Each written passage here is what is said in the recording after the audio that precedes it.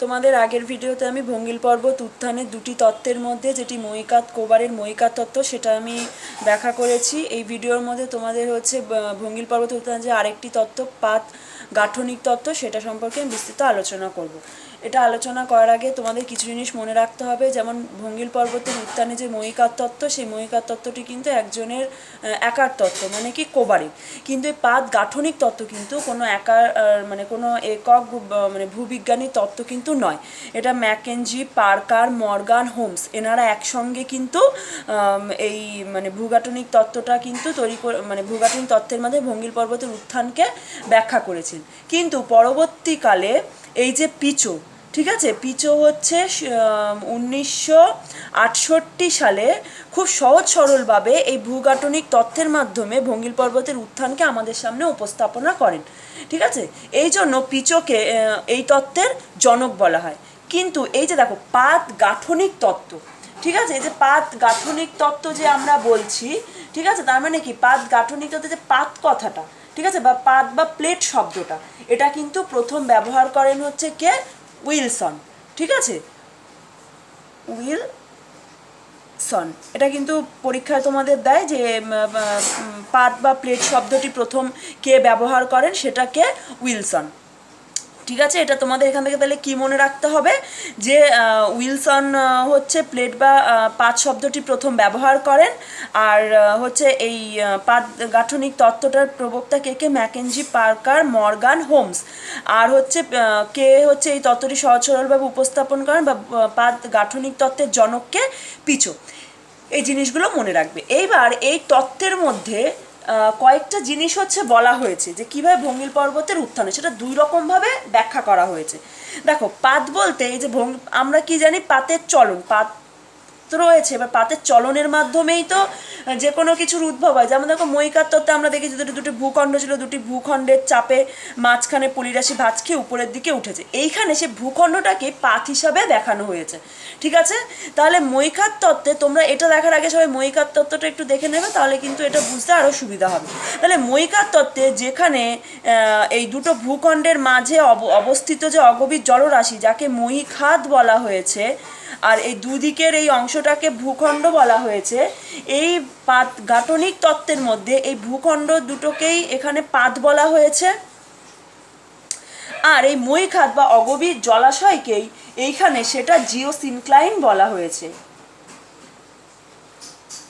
জিও সিনক্লাইন হিসাবে বলা হয়েছে। ঠিক আছে, আচ্ছা, এবার দেখো তাহলে এই যে পাত বলছে, যে দুটো পাত বলছে, এই পাতটা দু রকমের হয়। আমরা কি জানি? পাত দু রকমের হয়, একটা কি যে মহাসাগরীয় পাত, আরেকটা হলো মহাদেশীয় পাত। ঠিক আছে, দুই রকমের হয়। এবার বলছে যে এই ভঙ্গিল পর্বতের উত্থানের ক্ষেত্রে মহাদেশীয় পাতের সংঘর্ষের ফলে সৃষ্টি হয়। আবার 2 নম্বর মহাদেশীয় মহাসাগরীয় পাতের সংঘর্ষের ফলেও কিন্তু ভঙ্গিল পর্বতের উত্থান হয়। তোমাদের আমি এর আগের ভিডিওতে যে পাতের 3 ধরনের চলন হয়, অপসারী, অভিসারী আর হচ্ছে নিরপেক্ষ, 3টে পাতের চলন সম্পর্কে আমি তোমাদের বুঝিয়ে দিয়েছি। এগুলো দেখার আগে, পাতের যে কোনো জিনিস পড়ার আগে একটু পাতের চলনগুলো তোমাদের পড়ে নিতে হবে। এই পাতের চলনের যে ভিডিওটা, সেটা আমি এই ভিডিও ডেসক্রিপশন বক্সে আমি লিঙ্কটা দিয়ে দেবো, সেটা তোমরা একবার দেখে নিও, তাহলে তোমাদের বুঝতে আরও সুবিধা হবে। তাহলে পাতের চলন 3 রকমের হয়। অপসারী মানে পরস্পরের থেকে দুটো পাত দূরে চলে যায়, অভিসারী মানে পরস্পরের কাছাকাছি চলে আসে, নিরপেক্ষ মানে পরস্পরের সমান্তরালে প্রবাহ মানে সঞ্চালিত হয়, ফলে কোনো সংঘর্ষের হয় না। তাহলে দুটো পাত যখন পরস্পরের থেকে দূরে চলে যায় তখন কোনো সংঘর্ষের ব্যাপার থাকে না। কিন্তু দুটো পাত যখন পরস্পরের মুখোমুখি চালিত হয়, অর্থাৎ যেটাকে আমরা অভিসারী চলন বলছি, এর ফলে এদের মাঝে থাকা যে কোনো জিনিস কিন্তু চাপের ফলে উপরের দিকে উঠে যায় বা ধ্বংস কিন্তু হতে পারে। এবারে এই ভঙ্গিল পর্বত উত্থান পাত গাঠনিক তত্ত্বে তাহলে কিভাবে বর্ণনা করা হয়েছে? পাতের কোন চলন? অভিসারী চলনের ফলেই কিন্তু ভঙ্গিল পর্বতের উৎপত্তি হয়। আর যেহেতু পাত দু রকমের হয়, একটা মহাদেশীয় পাত, একটা মহাসাগরীয় পাত। ঠিক আছে। এবার বলছে কখনো কখনো দুটো মহাদেশীয় পাতের সংঘর্ষের ফলেও ভঙ্গিল পর্বতের উত্থান হয়, আবার কখনো কখনো মহাদেশীয় মহাসাগরীয় পাতের মানে সংঘর্ষের কাছাকাছি আসার ফলেও কিন্তু ভঙ্গিল পর্বতের উৎপত্তি হয়। এখানেও ঠিক, যেটা এখানে এটা মনে রাখবে, যেটা মহিকার তত্ত্বে যেটাকে আমরা অগভীর জলাশয়কে মহিখাত বলেছি, এখানে সেটাকে জিওসিনক্লাইন হিসাবে কিন্তু ব্যাখ্যা করা হয়েছে। আচ্ছা, প্রথমে যেটা আমরা দেখব মহাদেশীয় পাতের ফলে কিভাবে সৃষ্টি হয়। মহাদেশীয় পাতের ফলে কীভাবে সৃষ্টি হয় বলছে, কোনো জায়গায় ধরো এরকম একটা মহিকাত বা যেটা হচ্ছে পাত ভূগাঠনিক তত্ত্বে যেটাকে আমরা জিওসিনক্লাইন বলে ব্যাখ্যা করছি, ঠিক আছে। একটা জিওসিনক্লাইন থাকবে, বলছে জিওসিনক্লাইনের দুপাশে দুটো মহাদেশীয় পাত, এটা কিন্তু প্রথমটা কিন্তু এই মহাদেশীয় পাতের ফলে ভঙ্গিল পর্বতের সৃষ্টিটা ব্যাখ্যা করছে। তাহলে এখানে একটা মহাদেশীয় পাত, এখানে একটা মহাদেশীয় পাত, ঠিক আছে, মহাদেশীয় পাত। এবার বলছে এই দুটি পাত হচ্ছে এই অভিসারী চলনের ফলে যখন পরস্পরের দিকে এগিয়ে আসতে থাকে, তখন জিওসিনক্লাইনে থাকা পলিরাশি আস্তে আস্তে ভাঁজ খেয়ে কিন্তু ওপরের দিকে উঠতে থাকে, ঠিক আছে। এই উপরের দিকে উঠতে থাকার ফলে আস্তে আস্তে কী হয়, ঠিক কোবারের তত্ত্বের মতোই কিন্তু আস্তে আস্তে ভঙ্গিল পর্বতের উত্থান হয়। মানে প্রথমে পলিরাশি নদী এই হচ্ছে এর মধ্যে পলি জমতে থাকে, জমতে একসময় তলদেশ বসে যায়, পরবর্তীকালে এই মহাদেশীয় পাদ্রুত আরও কাছাকাছি চলে আসে, ঠিক আছে। কাছাকাছি চলে আসার ফলে কিন্তু এদের এই জিওসিনক্লাইনে থাকা পলিটা কী হয়, ভাঁজ খেয়ে কিন্তু উপরের দিকে উঠে যায়, তার ফলে কিন্তু ভঙ্গিল পর্বত সৃষ্টি হয়। মহাদেশীয় পাতের অভিসারী চলনের ফলে সৃষ্ট ভঙ্গিল পর্বতের একটা উদাহরণ হলো আমাদের হিমালয় পর্বত।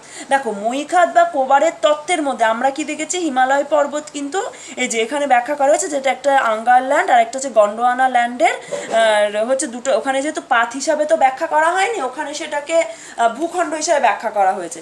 বলছে দুটো ভূখণ্ডের হচ্ছে চাপের ফলে যখন সৃষ্টি হয়েছে, সেই ভূখণ্ড দুটোর নাম ছিল আঙ্গার ল্যান্ড আর হচ্ছে গন্ডোয়ানা ল্যান্ড। আর এই ভূগাঠনিক তত্ত্বে হিমালয়ের উৎপত্তিকে যেহেতু এই দুটো ভূখণ্ডকে পাত হিসাবে দেখানো হয়েছে, আর হিমালয় যেহেতু দুটো মহাদেশীয় পাতের চাপের ফলে সৃষ্টি হয়েছে, সে পাত দুটোর নাম হলো একটা ইউরেশীয় পাত, আর একটা হলো ভারতীয় উপদ্বীপীয়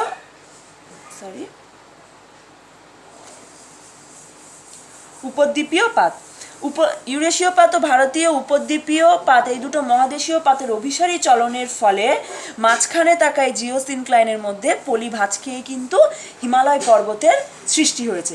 ঠিক একইভাবে আবার আল্পস পর্বতের কিন্তু আবার একইভাবে সৃষ্টি হয়েছে। আল্পস পর্বতও কিন্তু দুটো মহাদেশীয় পাতের সংঘর্ষের ফলে সৃষ্ট। সে দুটো মহাদেশীয় পাত কি, একটা হলো ইউরেশিয়া পাত আর একটা হলো আফ্রিকা পাত। এই দুটো পাতের সংঘর্ষের ফলেই কিন্তু আল্পস পর্বত সৃষ্টি হয়েছে। তাহলে এটা গেল মহাদেশীয়। এবার হচ্ছে মহাদেশীয় মহাসাগরীয়। এখানে একটা কথা তোমাদের বলে রাখি, যে মহাদেশীয় বা মহাসাগরীয় পাতের মধ্যে কিন্তু মহাসাগরীয় পাত কিন্তু ভারী।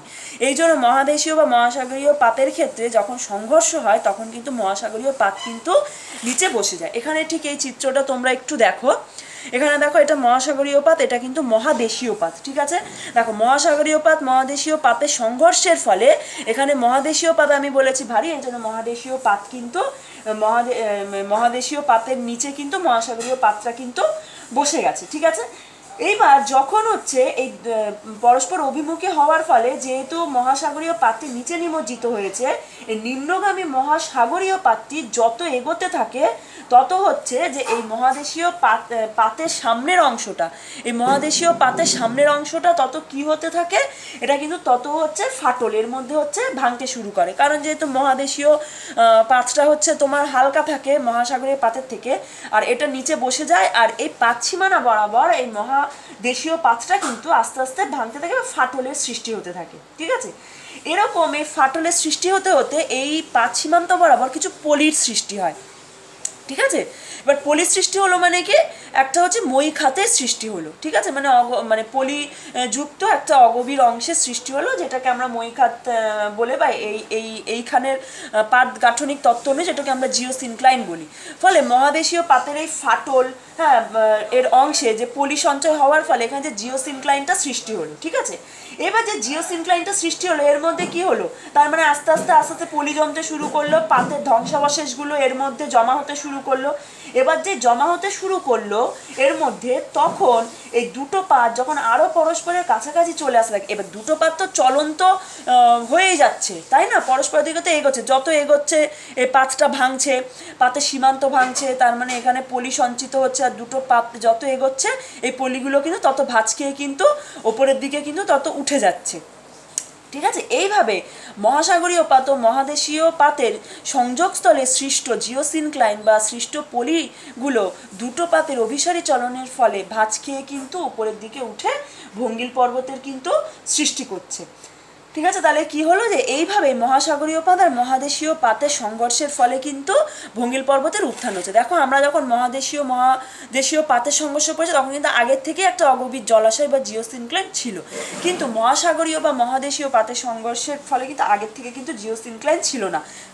এখানে মহাসাগরীয় পাত ভারী হওয়ায় নিচে বসে গিয়ে মহাদেশীয় পাতের মধ্যে যে ফাটল সৃষ্টি হয় বা দুটো সীমান্তে সংঘর্ষের ফলে যে সৃষ্ট ধ্বংসাবশেষের ফলে সৃষ্ট পলির ফলেই কিন্তু এখানে জিওসিনক্লাইন সৃষ্টি হয়েছে। পরবর্তীকালে দুটো পাত আরও এগিয়ে এসে কিন্তু এই পলিগুলো ভাঁজ খেয়ে ভঙ্গিল পর্বতের সৃষ্টি করেছে। এই পাত বরাবর কিন্তু অনেক সময় আগ্নেয়গিরিরও সৃষ্টি হয়। এবার দেখো আরেকটা জিনিস বলে রাখি, এই পাত গাঠনিক তত্ত্ব অনুযায়ী শুধু যে ভঙ্গিল পর্বতের উৎপত্তি ব্যাখ্যা করা হয় তা না, চ্যুতি, ভাঁজ, অগ্নুৎপাত এগুলো সবই ব্যাখ্যা করা হয়।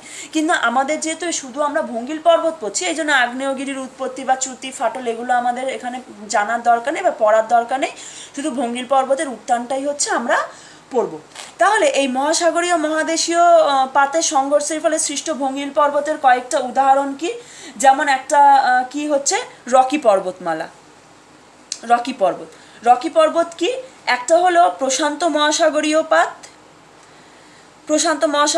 মহাসাগরীয় পাত মানে কি, এটা একটা মহাসাগরীয় পাত হলো মহাসাগরীয় পাত, আর একটা হলো কি মহাদেশীয় পাত, আরেকটা হলো উত্তর আমেরিকা মহাদেশীয় পাত।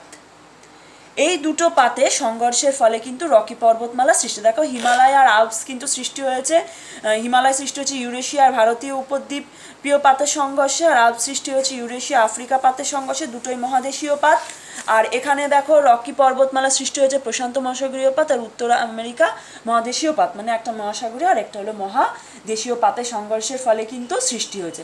আবার অন্যদিকে আন্দিজও কিন্তু আবার মহাসাগরীয় পাতের সংঘর্ষের ফলে সৃষ্ট।